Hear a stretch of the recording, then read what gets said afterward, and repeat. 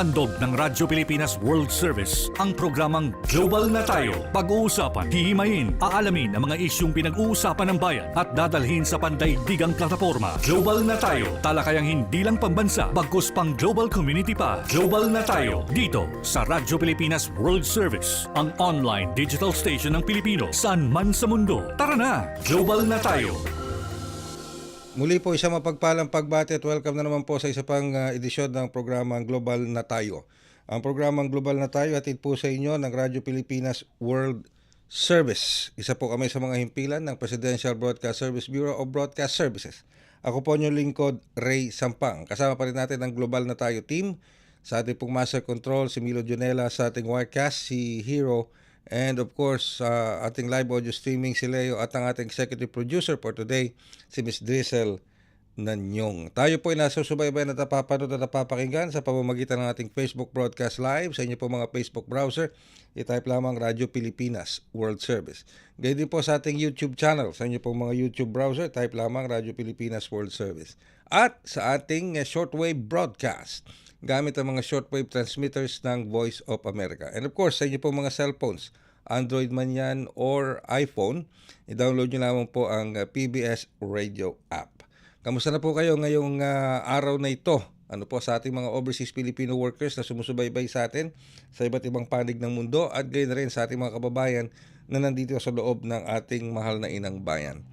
Marami po tayong pag-uusapan din, as usual, sa edisyong ito ng Global na Tayo. Para mabigyan po kayo ng idea kung ano pag-uusapan natin, tatalakayin po natin kasama natin ang ating economist mula sa RCBC, si Mr. Michael Ricaport. Ito po tungkol sa latest figure ng ating GDP, Gross Domestic Product, na nasa 2.8% for the first quarter of 2026. Na mas mababa naman kung ikukumpara sa fourth quarter ng 2025 na nasa 4 nasa 4 na lang, 4% lang, ano po.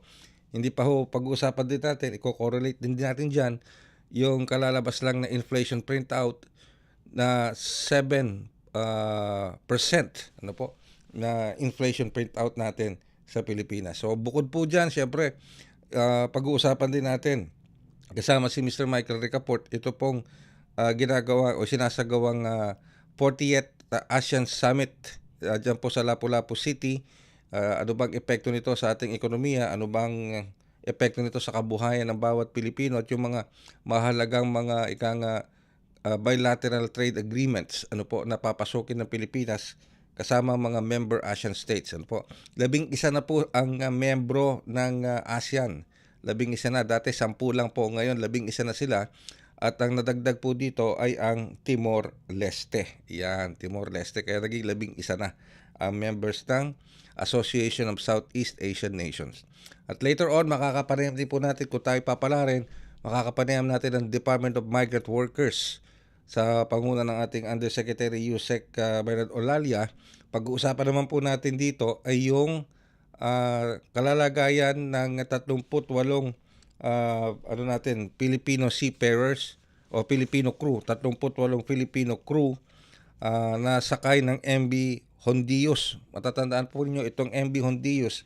Ito yung cruise ship kung saan nakumpirma na mayroong hantavirus at kung saan din nakumpirma na mayroon na pong 5 sa 8 suspected cases ang mayroong hantavirus. At 3 dito ang namatay na o nasawi. So, kakamustahin natin ang kalalagayan itong 38 Filipino seafarers natin. At syempre, kakamustahin din natin ang kalalagayan. I-confirm natin yung mga napaulat na balita na mayroon pong 7 Filipino seafarers naman nasakay ng MV San Antonio na tinamaan ng airstrike dyan po sa Strait of Hormuz. Dyan pa rin sa sigalot sa pagitan ng Amerika at ng Iran. And siyempre later on makakasama rin natin ang ating Marina, ang ating Maritime Industry Authority sa panguna naman ng ating spokesperson na si Director Louie de los Santos. Okay? Pag-uusapan po natin dito ay ito tinatawag na Cape Town Agreement. Ano ba itong Cape Town Agreement na ito? Paano ba ito ipatutupad?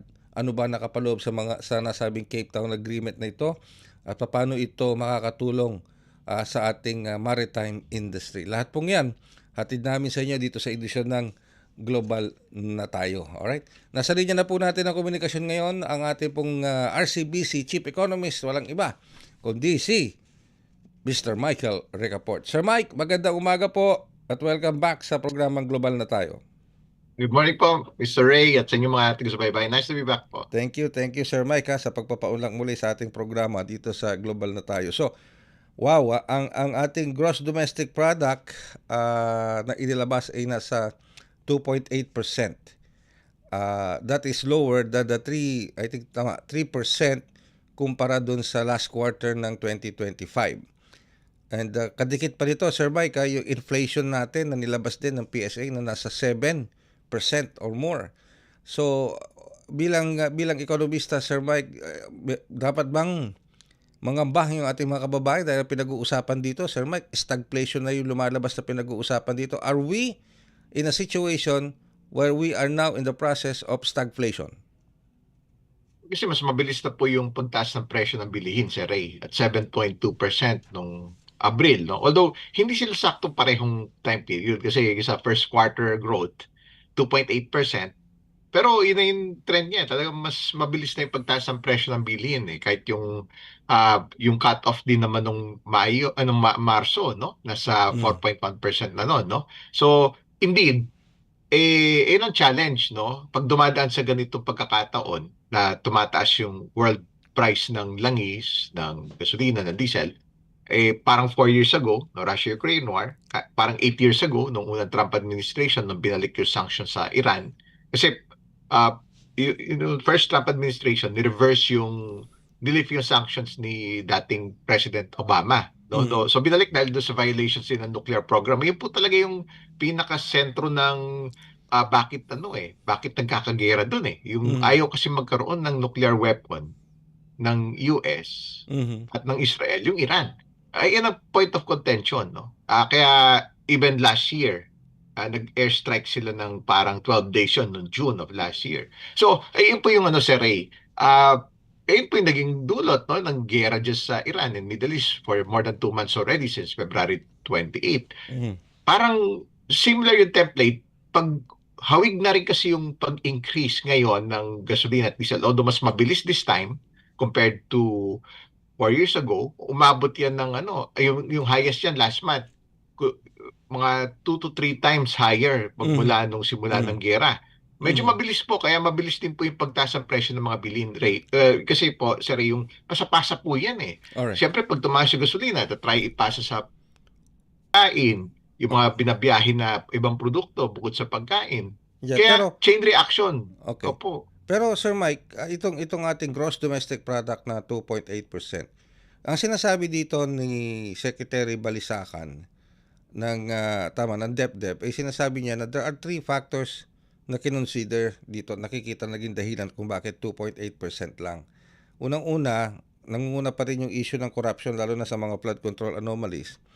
Pangalawa, yung sa budget, yung medyo na-delay na konti yung pag-release ng budget, yung government spending din tinitignan. And of course, yung kaguluhan pa rin sa Middle East. So, with these factors being cited by Secretary Balisacan, do you subscribe dito sa mga nabanggit niya mga dahilan na ito? Opo, kalkulado naman po yan, Sir Ray, kasi nagsimula na namang bumagal yung ekonomiya natin. No? Fourth quarter, 3% yung pinanggalingan yan. Yun po talaga yung bunsod noon, yung main cause kahit bago pa po yung gera, yung anomalous flood control project. So nag-underspending po yung pamahalaan. Kesa kasi mapunta sa corruption, wag na lang nila gastusin. Parang, di ba, wag muna, parang, teka, wag muna, baka mapunta nga naman sa risk of corruption, no? Nangyari na yan kahit ng previous administrations, no? Late former President Aquino, ayaw niya rin ng dredging nung araw, no? Kasi learning from the experiences even during the first Aquino administration. So hawig din, medyo flood control din po yun, yung mga dredging related na parang ayaw nila, wag na lang gastusin. Pero it turned out kasi po, Sir Ray, nung parang basing it on history rin, na nakatulong pala yun. It's not, bumagal yung ekonomiya. Like, yung pagbagal po kasi ngayon, yung 2.8%, that's the slowest po since fourth quarter of 2009. That's the slowest in like more than ano na po yun, Sir Ray, more than 16 years, no? So other than the pandemic, syempre yung kung kasama po yung pandemic doon, that's the slowest in 5 years. Pero pero yun po yung ano noon, parang meaning to say, umina yung dahil nga doon sa underspend. Well, meron pa ring signals na underspending, yes. Pero nag-combine po, although if in fairness, no, looking at the numbers, nag-grow naman po yung yung kumbaga nandiyan na yung catch-up spending nagmamanifest itself. It's already manifesting itself, no? Nag-grow yung government spending, Sir Ray, ng 4.8% year on year. Despite the fact na last year nag-grow po yan ng 18.7%. Alright. So nandoon na po yung catch-up spending, Sir Ray, no? Maybe siguro hindi pa talaga to but in fairness kasi wala pa naman yung anomalous flood control projects a year ago, no, first quarter of last year eh. So decent to, pero syempre maybe subpar, no, kasi nakasanayan siguro close to double digit, no, pero this is decent, almost 5% growth. Ang bumagal po talaga, Sir, investments. All right. Ay down by 3.3%. Why? Bakit bumagal ang investments sa Sir Mike? Ano sa tingin mo nagiging cause nito? Yung bago maggera, down na po talaga yan, Sir. Alam mo nung fourth quarter, down po yan ng 9.4%. Dahil po doon sa naapekto ng sentiment, yung investor sentiment ng yung doon sa anomalous flood control projects. Corruption. Oo. Tapos noong third quarter, down po yan ng 2%. So, medyo at least hindi na ganun kalalim, but the thing is, Sir, ganun ka-importante yung good governance. Kaya nga in-emphasize yun eh. In all fairness naman, kasi bago po mag-gera, gumaganda na yung markets natin. Oo nga, totoo yun. Yung peso is already the strongest. February 27 po to, a day before the war, yung February 28. The peso was the strongest in 4 months at 57.60. Tapos nag-appreciate nun, no? Tapos yung stock market the strongest in 14 months since December 2024. And yung bond markets, the lowest yields o borrowing costs, the highest bond prices in 14 months also since December 2024. Meaning to say, kasi naggano na. Yung sinyales, yung bottom kasi ng, yung sa stock market, yung bottom was November 14, that was 5,500. Kinalunisan, in-emphasize na ni then Finance Secretary, now Executive Secretary Recto, that the magic word, the economic team, the government, would prioritize good governance. Well, the catch-up spending hinge on good governance. Ayun ang magic word. Kasi ayun po yung that is one way to also alleviate and improve yung sentiment ng investors. Kasi nung kasagsagan ng anomalous flood control projects, yung mga political noise related to which, nag-wait and see po muna yung investors, no? Kasi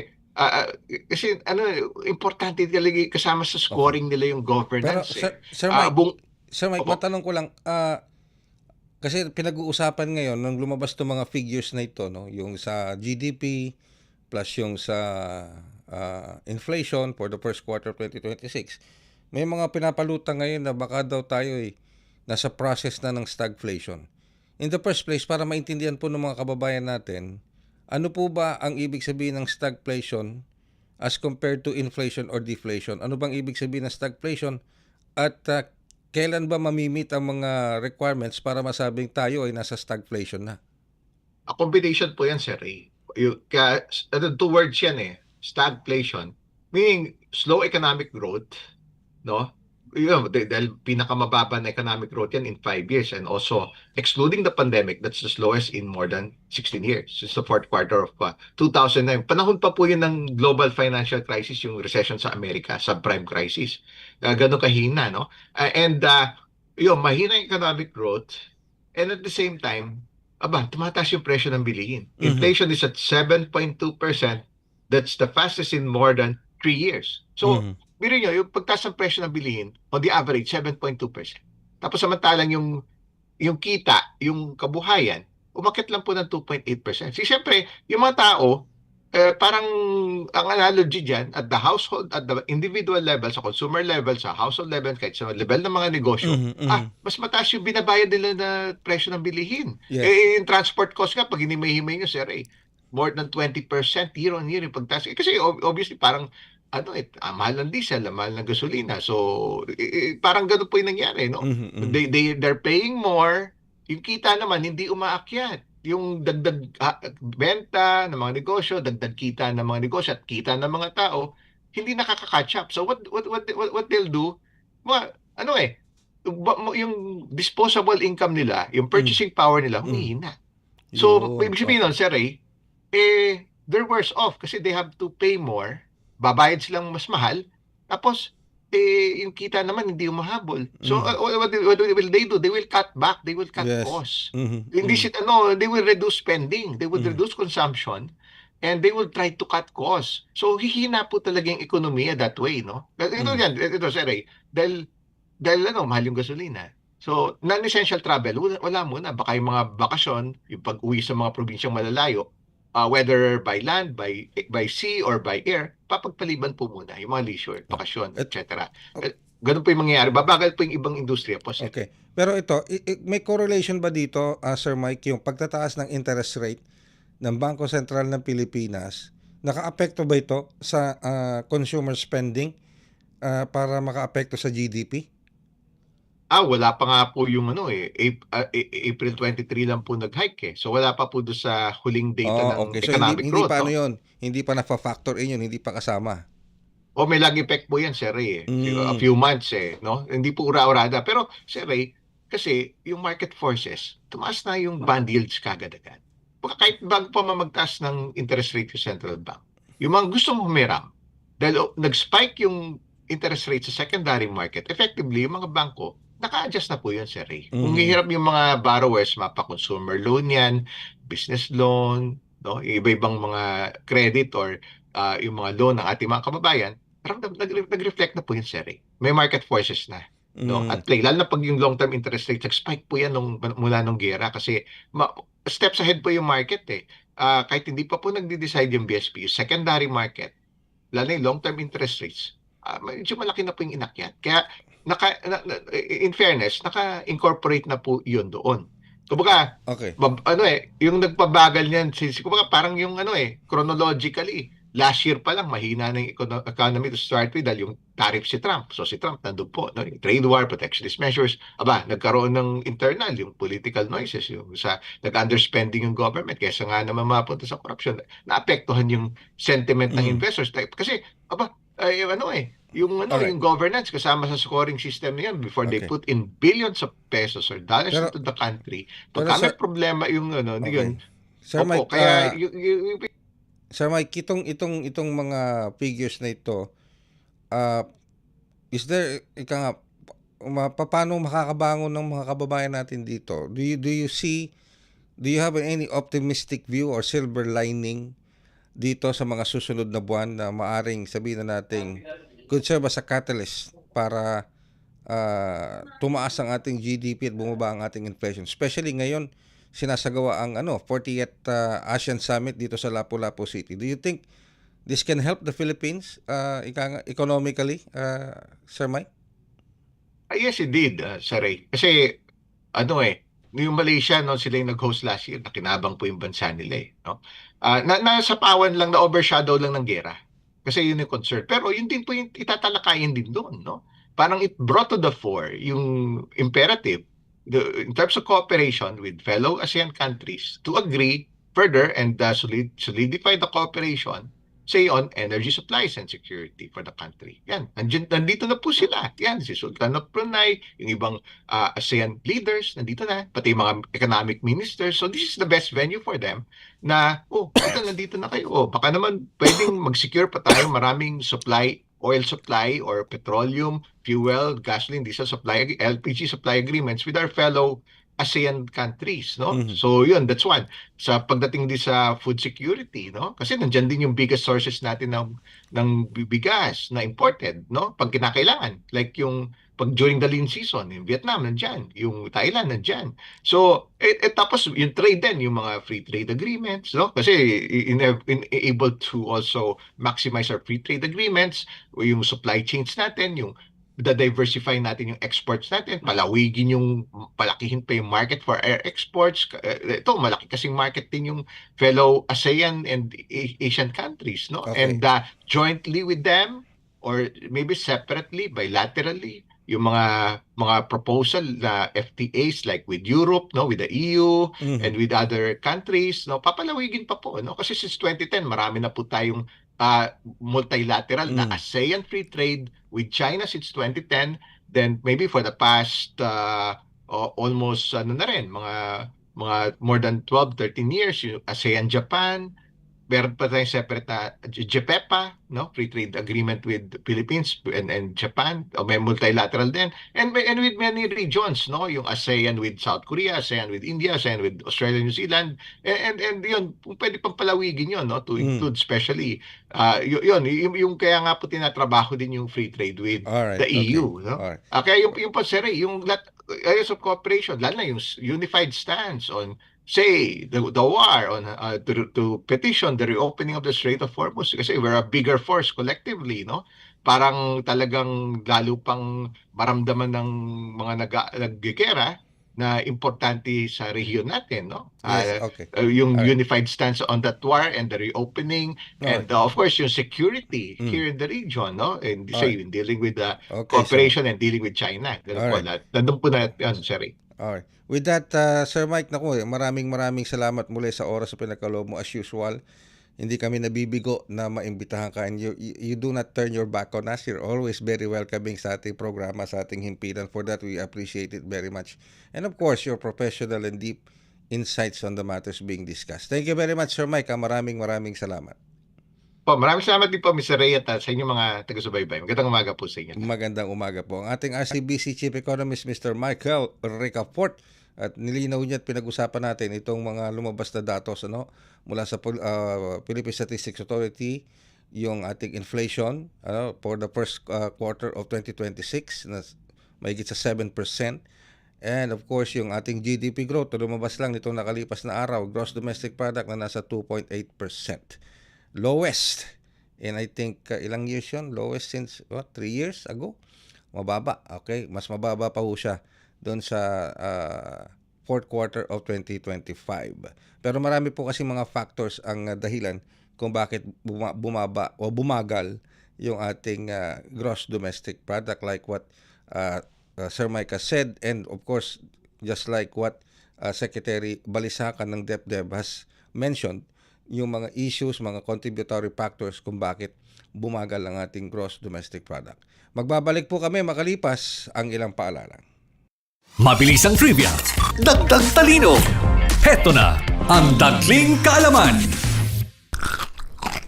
Alam mo ba, kumakain daw ng sarili ang ating utak araw-araw? Ang prosesong ito ay tinatawag na phagocytosis, kung saan ang mga cells sa utak ay nililinis ang mga sirang bahagi o sobrang koneksyon para manatiling maayos ang takbo ng ating isip. Kapag natutulog tayo, mas aktibo pa ito na parang garbage collector ng utak na naglilinis ng mga basurang selula at lumang koneksyon. At sa proseso ng paglaki, lalo na sa adolescence, tinatanggal ng utak ang mga hindi na ginagamit na koneksyon para mas maging matalino, mas mahusay at mas handa tayo sa adult life. Kaya oo, kumakain ng sarili ang utak mo, pero ginagawa niya ito para mas maging mahusay ka. Kaunting kaalaman na malaking dagdag talino. Abangan muli ang susunod na Dagling Kaalaman. Mas pinadali na ang government transactions sa tulong ng eGovPH Super App. Pwedeng-pwede mo nang magawa ang lahat ng ito. I-download ang eGov app sa iyong smartphone o tablet mula sa App Store o Google Play Store. Pagkatapos, ilagay ang iyong mobile number at i-authenticate gamit ang one-time PIN o OTP para marehistro ang iyong account. Saka ilagay ang iyong mga pangunahing impormasyon at kumpletuhin ang facial recognition technology technology para sa verifikasyon ng iyong pagkakakilanlan. Para sa mas mabilis at mas maayos na serbisyong panggobyerno, gamitin na ang eGovPH Super App. Mabilis ang trivia, dagdag talino. Heto na ang Dagling Kaalaman. Alam nyo ba na ang salitang gender ay mula sa Latin word na ang ibig sabihin ay uri o klase at hindi agad kasarian? Noong sinaunang Egypt, may mga babaeng naging pharaoh tulad ni Hatshepsut. Ang New Zealand naman ang unang bansa na nagbigay ng karapatang bumoto sa mga babae noong 1893. Dito sa Pilipinas, kinikilala noon ng mga babaylan, mga pinunong espiritual na kadalasang babae o gender fluid. At tandaan, ang gender equality ay kabilang sa 17 Sustainable Development Goals ng United Nations. Kaya't ang pagkakapantay-pantay ng kasarian ay tungkulin nating lahat. Kaunting kaalaman na malaking dagdag talino. Abangan muli ang susunod na Dagling Kaalaman. Subaybay sa ating programang Global na Tayo dito pa rin po sa ating impilang Radyo Pilipinas World Service. At ngayon po sa putong ito ng ating programa, tayo po itutungot makikipag-ugnayan sa ating Department of Migrant Workers. Kasama po natin ngayon sa linya ng komunikasyon ang ating buting Undersecretary Bernard Olalia. Ito po yung may kinalaman dito po sa kalalagayan ng 38 Filipino crew dito po na lulan nitong cruise ship na MV Honduras. And of course, kukuha na rin tayo ng konting initial assessment mula sa DMW regarding naman po sa mga napaulat na 7 Filipino seafarer din na sakay ng MV San Antonio na tinamaan ng airstrike dyan po sa Strait of Hormuz. Magandang umaga po, Yusek Olalia. Welcome po muli sa programang Global na Tayo. Yes, good morning po Sir Ray at good morning po sa mga nanonood at nakikinig po sa inyong napaka-importanteng programa. Maraming salamat po, Yusek Olalia, sa oras sa pinagkaloob nyo sa amin. Thank you very much po sa inyo. Yusek Olalia, kukuha lang po kami ng further update or assessment dito po sa kalalagayan ng 38 Pilipinong seafarer o crew ng ikang MV Honduras na kung saan nakita at confirmed na mayroong outbreak ng hantavirus kung saan may 3 na pong confirmed na namatay. Kamusta na po itong 38 Filipino seafarers dito, Yusek Olalia? Opo, tama po kayo, no? Tulad po ng napaulat at nabanggit ng aming mahal na Secretary ng Department of Migrant Workers kahapon, si Secretary Hans Leo J. Kakdak, no? Yung ating 38 na Filipino seafarers on board yung MV Honduras ay wala namang ipinapakitang symptoms at wala namang sakit, no? So maayos po sila po ay on board doon sa cruise ship na yon at ang importante po dito na contact na po natin sila through the manning agency at yung kanilang employer at inassure tayo na wala pong may sakit doon sa 38. Okay. So that's good news. Wala pong na-infect sa kanila. Ano po, Yusek Olalia. Pero saan ang exit nila, yung off-board nila sa sa Spain ba, Yusek Olalia? Meron po silang kausap, no? Meron pong nabanggit na isang lugar na kung saan sila po ay hihinto, pero hindi po maliwanag kung doon po yung kanilang pagbaba, no? Hindi po maliwanag yon at hindi pa rin po maliwanag kung kailan sila bababa, no? Ayun. Kasi sa mga ganitong sitwasyon, meron po tayong tinatawag na mga health and safety protocols. At syempre dahil isa itong cruise ship, lahat po ng pasahero kasama ng crew ay kinakailangang dumaan sa isang mahigpit na health protocol para matiguro at magarantiya na wala pong may sakit doon sa nasabing MV Honduras. Ang importante dito, Yusek Olalia, na safe sila, wala silang sakit, hindi Recording in nila progress. hindi nila na-contract yung Virus. hantavirus. Okay. That's good Yes, news. tama po yun. Safe na safe po sila. Inaasikaso po sila at wag ho mag-alala, yung kanilang mga pamilya naman ay na-contact na rin ng ating mga crew, no? Kasi yung kanilang cellphone ay available naman at they can inform their respective families. Kaya yun po yung ating sinisigurado.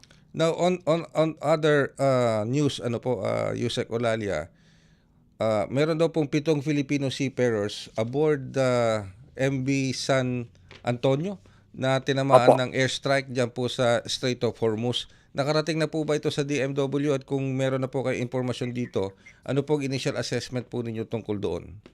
Opo, sorry, yung pong MV San Antonio na nasa vicinity ng Strait of Hormuz na malapit doon sa Oman ay natamaan nga ng missile, no? Tulad po ng nabanggit na paulat ng aming secretary, doon sa 7 na seafarers po, 4 po doon ay minor injuries lang at safe na. 3 po sa kanila ay naka-experience ng medyo malubha, no? Dahil sila po ay nagkaroon ng severe burns, no? May mga kon po sila paso, at saka gas inhalation gawa noong drone attack, no? So 3 po sa kanila ay nasa ICU, pero sila po ay binabantayan at may ulat naman at may monitoring ang ating ahensya at yung kanilang employer. Okay. So pero wala pong naitalang nasawi. May injuries pero walang nasawi. Opo, noong nag-ulat po sila, ayon po sa huling balita, wala pong nasawi doon sa 3 na serious. Yung 4 po ay ligtas na dahil minor injuries lang naman po. Nasa ICU yung 3, kaya naman po ang importante rito, nakapagpulong na tayo, nakapag-coordinate na doon sa LMA at sa employer, nakausap na po natin at sinisigurado po nila na nasa hospital, maayos at inaasikaso. So pwede ba nating masabi, Yusek Olalia, kung anong pangalan o lugar ng ospital na pinagdalan dito, lalo na yung nasa ICU? Medyo hindi po natin pwedeng ibigay Okay. yung impormasyon na yon. Unang-una dahil sa seguridad, Yes, no? yes. Okay. Alam naman natin na may kaguluhan pa doon Yes, at ayaw nating i-compromise yung kanilang safety. Ang importante po, sila ay inaasikaso medically speaking at yung kanilang sakit o yung kanilang karamdaman ay medically attended naman po. So sa ngayon po, Yusek Olalia, do you have any data kung ilan pang mga Filipino seafarers ang naiipit ngayon sa Strait of Hormuz? Doon po sa ating monitoring, kasi real time po yung ating pagmamonitor doon sa mga barko at sa mga ating seafarers, no? Meron po tayong numero kung ilan yung barkong nasa loob, ilan yung barkong nasa labas, at ilan yung lulan noong seafarers na yon, ilan ang nakalabas na, no? Real time po ito, hindi ko lang po hawak ang eksaktong data dito, pero tayo po ay naninigurado at sigurado po na meron tayong numero noon at mahigit ang aming tanda po mahigit 1,300 na yung nakalabas ng mga seafarers po natin naligtas at nakauwi na po sa kanilang probinsya dito sa Pilipinas. So mahigit sa 1,300 na ang nakalabas doon sa Strait of Hormuz at kasama na ng kanilang mga pamilya. Well, with that, Yusek Olalia, maraming salamat po sa napakahalaga mga impormasyong ipinamahagi po niyo dito sa ating programa. Thank you very much po, Yusek Olalia. Unless meron pa ho kayo na gustong iparating na mahalagang mensahe at impormasyon, go ahead po, Yusek Olalia. Yeah, yung mga families ng mga nabanggit natin na seafarers na nandoon sa barko na 2 na napaka-importante, kung kayo po ay nangangailangan ng additional information, maaari po kayong tumawag sa aming tanggapan. Kung hindi po ninyo makontak, pero ang aming pong palagay, nakokontak po ninyo at kinokontak kayo ng mga relatives ng mga seafarers po natin, mga relatives ng seafarers po natin, no? Nandito po ang ating DMW at handa pong tumulong. Yun po ang utos ng ating mahal na presidente at yun po ang ating gagawin. Maraming salamat po, Sir Ray. Naku, thank you very much. Kami po ang dapat magpasalamat for your very, very prompt reply sa aming pong request. Thank you very much po, Yusek Olalia. Ang ating pong Undersecretary ng Department of Migrant Workers, Undersecretary Bernard Olalia. Magbabalik po ang inyong himpilan makalipas ang ilang paalala. Paano nga ba mag-register para magkaroon ng schedule sa Bagong Pilipinas Presidential Action Center? Narito ang mga dapat gawin. Gamit ang iyong mobile device, pumunta sa eGovPH app. Pwede itong i-download mula sa Apple App Store o sa Google Play Store. Gumawa ng account. Ilagay ang email address, valid mobile number, pagkatapos ay makakatanggap ka ng one-time code sa iyong email. Gamitin ang code sa eGov app para sa verification ng iyong account at ng mga impormasyong ibinigay. Congratulations! Meron ka ng eGovPH app account. Pwede mo na ma-access ang iba't ibang serbisyo ng gobyerno kabilang ang mga serbisyo sa Bagong Pilipinas Presidential Action Center. Bye-bye sa ating programang Global na Tayo dito pa rin sa Impilang Radyo Pilipinas World Service. At kanina kausap lang natin si Undersecretary Olalia regarding po dito sa kalalagayan ng ating 38 Filipino seafarer na lulan ng cruise ship na MV Honduras na merong confirmed na hantavirus cases kung saan 3 na nga po na pasahero doon ang nasawi. Pero nasa mabuting kalagayan naman po yung 38 nating Filipino seafarers lulan ng MV cruise ship na yon. At sa awa ng Diyos, sila po ay hindi nagkaroon na o nahawa ng hantavirus. Pero yung 7 Filipino seafarers na lulan naman ng MV San Antonio na tinamaan ng airstrike diyan po sa Strait of Hormuz, meron pong nadala sa ospital pero wala pong nasawi. Ang magandang balita po doon, walang nasawi sa nangyaring airstrike dito sa MV San Antonio kung saan meron tayong 7 Filipino crew na lulan nun. Walang nasawi pero may injured. Meron nga dinala po kagad sa ospital pero nakatutok na po doon yung manning agency ng mga Filipino crew na yon at ang Department of Migrant Workers, OWA at ang mga ahensya ng gobyerno para po matutukan ang kanilang kalalagayan. Samantala, usaping karagatan pa rin, usaping mandaragat pa rin sapagkat kasama naman natin ngayon ang ating Maritime Industry Authority at kapiling po natin sa linya ng komunikasyon ang ating pong butihing tagapagsalita ng Marina, si Director Louie de los Santos. Ang pag-uusapan naman natin dito ay itong tinatawag na Cape Town Agreement. Ano ba itong Cape Town Agreement? Ano ba nakapaloob dito? At paano ito makakatulong sa industriya ng marine industry natin dito sa Pilipinas? So, nasa linya na si Director Louie. Director Louie, magandang umaga pong muli at welcome back sa programang Global na Tayo.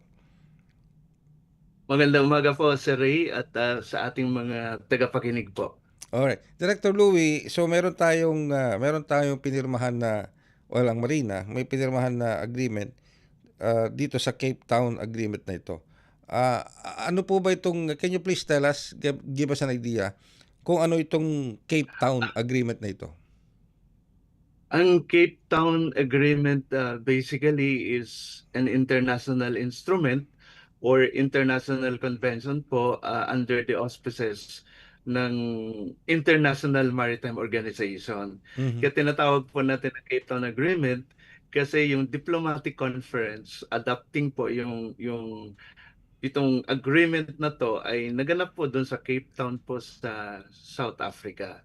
So basically 2012 pa po itong convention na to at kailangan na po natin mag-accede because by mag-enter into force na po ito by next year, February 2027. Oh, okay. So next year po, 2027.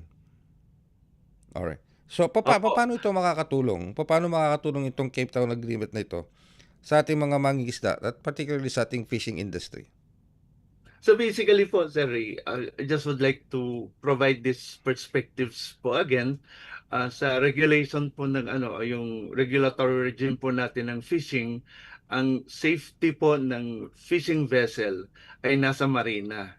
Tapos ang commercial aspect po ng fishing industry ay nandun po sa Bureau of Fisheries and Aquatic Resources.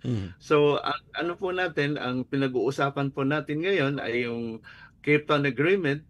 Ito ay international agreement that na ang layunin po nito ay protektahan ang buhay ng mga mangingisda at maiwasan po yung aksidente sa dagat tulad ng paglubog, sunog, pagkawala ng komunikasyon at iba't ibang mga maritime accidents or incidents. So basically, magandang development po ito para sa Pilipinas kasi yung global statistics po ay sinasabi po na more or less 100,000 fishermen po yung nawawala o namamatay sa bawat taon. So in other words, ang sinasabi po ng mga datos ay may 300 na mga fishermen ang nawawala o namamatay kada araw.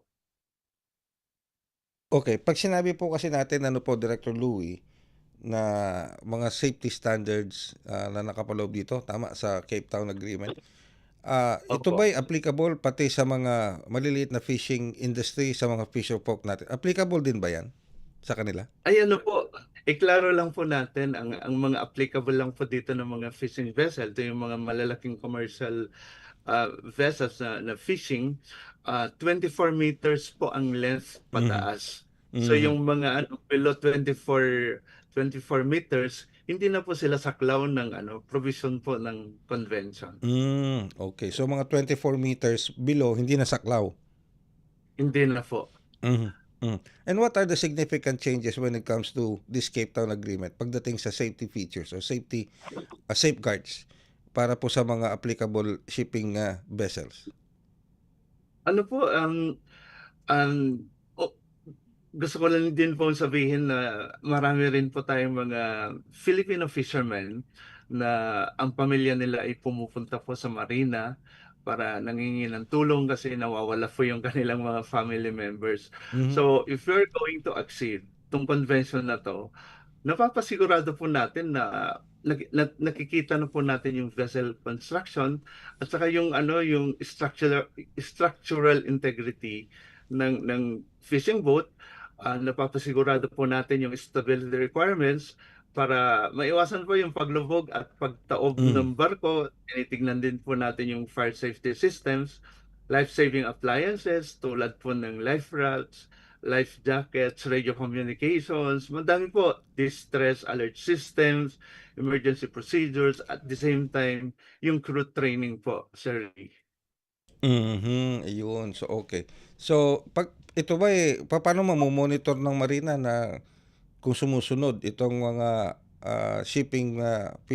fishing o shipping vessels na ito dito po sa agreement na ito? How can marina monitor compliance? Ano po kasi nagre-register yun po sila sa marina, kaya may datos po tayo. So basically, ang mga fishing vessels po natin na nakatala po sa statistics po natin ay more or less 12,000 po. Hindi po kasama dito yung mga municipal na mga fishing vessels. So ibig sabihin, yung 12,000 po, hindi naman po lahat kasi noon ay 24 meters and above ang length. So Mhm. hindi po lahat doon ay covered ng convention. So pwede Mhm. po, ang tinitignan po dito more or less mga 1,000 po na mga fishing vessels Mhm. na Mhm. registered under the Philippine Registry po. Ayun, okay. And with that, Director Louie, ako po yung nagpapasalamat ng napakalaki sa pagpapaunlak po ninyo sa amin. Alam ko napaka-busy nyo ngayon dyan sa Marina, napakaraming mga gampanin, pero still, you have time to spare para sa amin at para bahagi ng mahalagang mga kaganapan katulad nito. So maraming salamat po, Director Louie. Thank you very much. Thank you po, Sir Ray, at sa ating mga tagapakinig. Tuloy-tuloy lang po tayo dito po sa programa ni Sir Ray at tayo nagpapasalamat po na nabibigyan pansin po ang maritime industry po natin kasi noong una po kami magkakilala ni Sir Ray, tulungan niyo kami na yung advocacies natin na iparamdam ang importansya ng maritime industry dito po sa atin. At thank you po, Sir Ray, at sa ating mga Nako, loyal na tagapakinig po. kami po yung dapat magpasalamat din sa inyo, po, Director Louie. Napaka-receptive po ninyo, napakabukas po ng opisina, lalo na ni Administrator Malaluan, ikaw, at saka iba pa nating mga kasamahan dyan sa Marina. And bubuhayin namin ulit yung aming proposal na kahit man lang isang beses sa isang buwan ay makapagprograma kayo dito sa Ay, Radyo Pilipinas World tama Service. po. Tama kasi may mga bagay na nakwento ko po sa inyo dati at Yes. mukhang hindi naman po natuloy. Tuloy po natin. Sige. We will do that and we will be so very happy and glad to have you on board sa Radyo Pilipinas World Service. Thank you very much, Director Louie. Thank you po. Ang ating pong spokesperson ng Marina Maritime Industry Authority, Director Louie De Los Santos. At sa pamamagitan po niya, tayo po magpipili na ng isa pang edisyon ng programang Global na Tayo. Sa ngalan po ng ating mga nakaakibat sa Master Control, si Milo Junela, sa Wirecast, si Hero, and of course, sa ating audio streaming, kasama pa rin natin si Jerome Toledo. Ayan. Ako dun sa mga fans ni Jerome Toledo, mamimiss nyo na siya by next week. Na siya. Magkakabilang bakod na siya. Iiwanan na niya si Stephanie Vicente. Ayan, okay. Medyo malulungkot si Stephanie nito. Nako, talaga naman ha. Sige. Anyway, may kapalit naman eh. May kasama na tayo bago dito, si Miss Drizzle Nanyong. Ayan, okay. At makikita nyo rin po siya at magpo-programa na rin. Malapit na dito sa ating Radyo Pilipinas World Service. Again, maraming salamat po sa pagpapaunlak po ninyo sa panonood at pakikinig ng programang Global na Tayo. Hanggang sa susunod na edisyon ng Global na Tayo. Maraming salamat and God bless us all. Handog ng Radyo Pilipinas World Service ang programang Global na Tayo. Pag-uusapan, hihimayin, aalamin ang mga isyung pinag-uusapan ng bayan at dadalhin sa pandaigdigang plataforma. Global na Tayo, talakayang hindi lang pambansa, bagkus pang global community pa. Global na Tayo, dito sa Radyo Pilipinas World Service, ang online digital station ng Pilipino saan man sa mundo. Tara na, Global na Tayo.